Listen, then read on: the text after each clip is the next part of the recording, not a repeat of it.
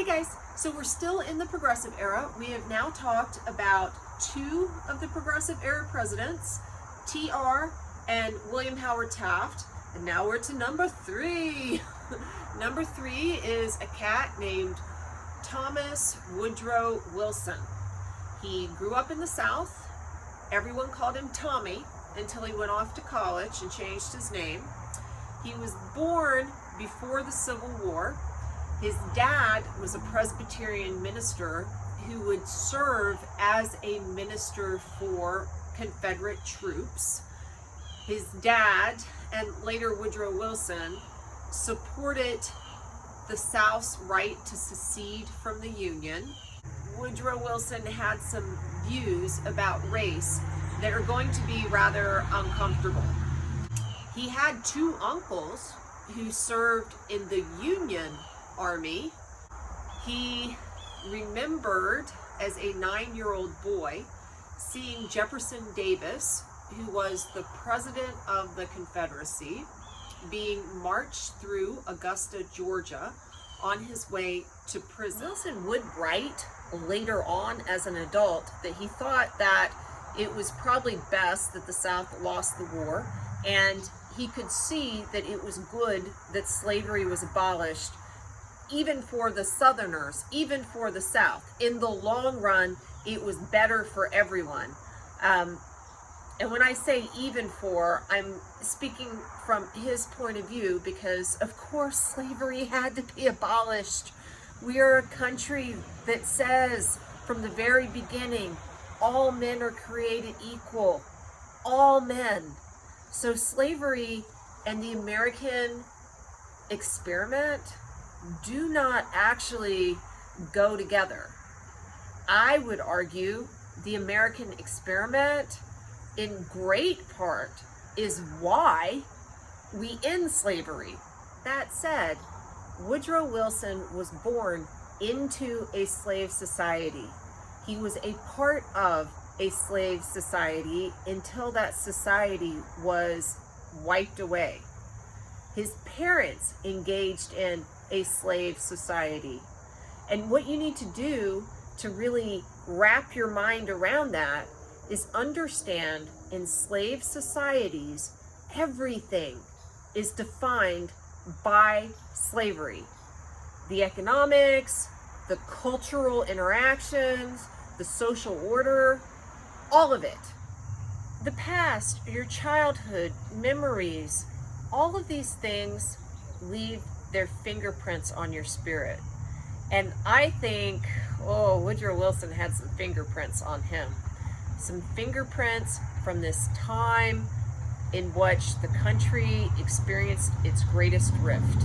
He is never going to be able to see past race. You want to shake him. You want to shake him. Now, I want you to know that it is absolutely true that Theodore Roosevelt did not live up to his promise to Black Americans. He invited Booker T. Washington into the White House, then he won re-election, and he essentially turns a blind eye to this group of people who were predominantly Republicans because that was the party of Lincoln. He also, Theodore Roosevelt, does what I think is an injustice via a shooting that takes place in Brownsville, Texas. He ends up really ruining the careers of multiple Black soldiers in a way that just, you want to go, not cool, TR, not cool.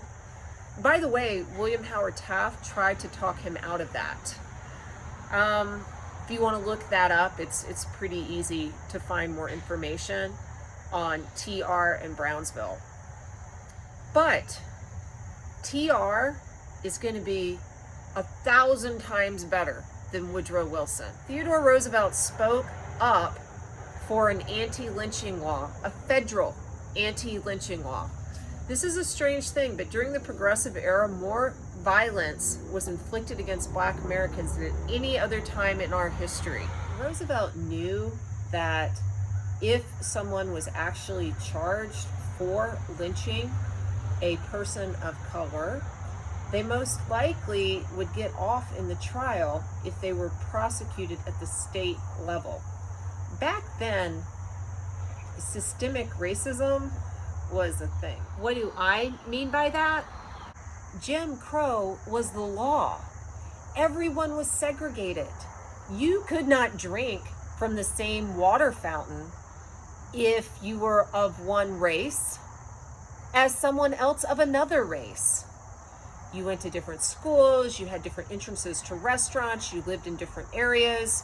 It was tightly guarded, a color caste system. And in police departments, every policeman's going to be a member of the Ku Klux Klan, which had a resurgence in the progressive era. The KKK goes, blows up big. Here, let me take just a second to explain a little background with the KKK, also known as the Ku Klux Klan.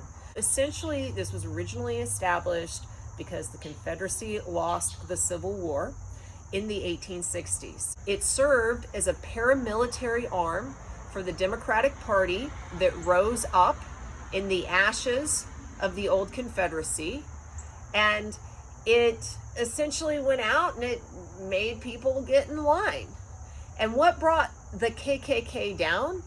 It was a president who had been a general, Ulysses S. Grant, the second Reconstruction president, got something called the Enforcement Acts through Congress that allowed him to take on the Klan and go in and burst it up with federal power. You had to have federal power because the states were not going to act against their own, let's say. That did not stop Southern politicians from passing things like black codes, which lead to Plessy v. Ferguson, an upholding of segregation in 1896, which is the real birth of that disgusting looking creature that I've already mentioned, called Jim Crow. James Crow in the North, there was segregation up there as well, but it was typically de facto. In the South, it was de jure, which means by law. Let's fast forward to the Progressive era. The Klan will rise up again with its ugly coned head, and it will be refounded in my home state of Georgia, actually during Woodrow Wilson's administration. And what will the Klan want to do at that point? It still does not like black people at all. It will have expanded its circle of hate to a lot of the immigrants who were pouring into the United States. They didn't like Jews. They didn't like Catholics. They just didn't like.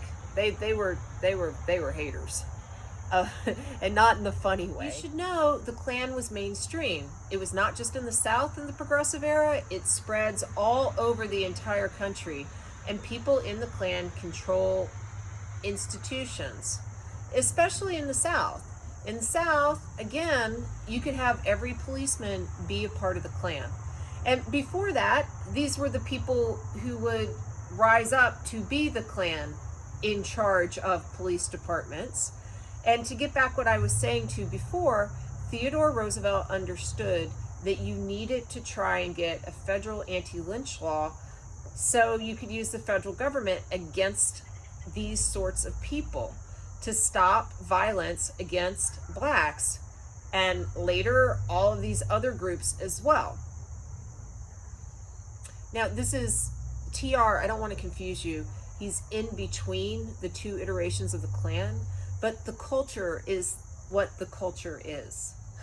Unfortunately, TR does not speak out forcefully enough, and he does not get an anti-lynch law passed. You cannot have the federal government go into places. So when you have a lynching, people will go to trial and they will always be proclaimed innocent, which of course was a travesty. One thing that you might find kind of interesting is that there was never a federal anti-lynch law passed in the 20th century. And by the time one was put onto the books, it was done so predominantly as a symbolic act. The Emmett Till anti-lynch law was signed by President Donald Trump.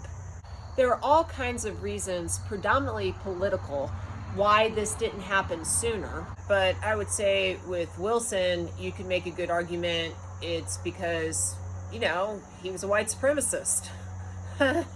Lots of the federal government was resegregated during his time in office.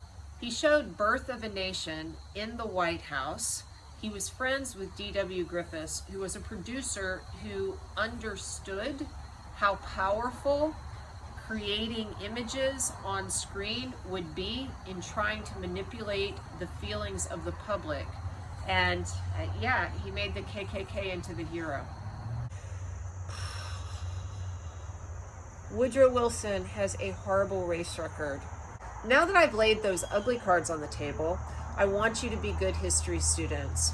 You know that no event in history is simple, and every human being in history is complicated. And that includes Sir Woodrow Wilson. He is going to do things that will confuse you. For example, he will appoint the first Jewish Supreme Court justice, a guy named Louis Brandeis. He shifted American foreign policy from the realism of Theodore Roosevelt to a more optimistic liberalism in which he really tried to create international bodies that would guarantee world peace. But I am totally getting ahead of myself, because what I was doing was giving you some biographical information about Woodrow Wilson. So he graduates from Princeton, he goes off to UVA for a little while, he decides he doesn't like, to UVA Law School, he decides he doesn't like lawyering. He ends up going to Johns Hopkins to get a doctorate in political science, because he really wants to be in politics. He married a lady named Ellen, who was an artist from Georgia. He absolutely adored her. They had multiple children. He was supposed to be a devoted and loving dad and a devoted and loving husband. Ellen unfortunately passed away while she was First Lady of Bright's disease, which was a kidney ailment, the same kidney ailment that killed Theodore Roosevelt's first wife. There's some freaky parallels between these guys, actually. And I know I keep not mentioning William Howard Taft, who was the middle progressive era president, but TR is the beginning of the progressive era, Wilson at the end. When Ellen died, Wilson told one of his aides that he hoped he'd get assassinated because he was so sad. Don't worry, he got another wife and then stayed in the White House for a little bit longer. Again, I'm getting ahead of myself. So he got a doctorate at Johns Hopkins. He's our only president who did that. He ended up becoming the president of Princeton, where he made all of prospective employees send in pictures with their resumes because he wanted to see how pretty they were. Apart from adding to his racist record, Wilson actually turned Princeton into the first-rate university that we think of today. We'll give him credit for that. He also learned a lot about politics as a college administrator, and he would take that into a campaign to become the governor of New Jersey. Then he would run for president in 1912 as a progressive on the New Freedom, which was a progressive platform, his domestic agenda, against Theodore Roosevelt, William Howard Taft, and Eugene V. Debs. Because of TR, the Republican Party was split and Wilson won. Anyway, that's just an introduction. We'll talk more later.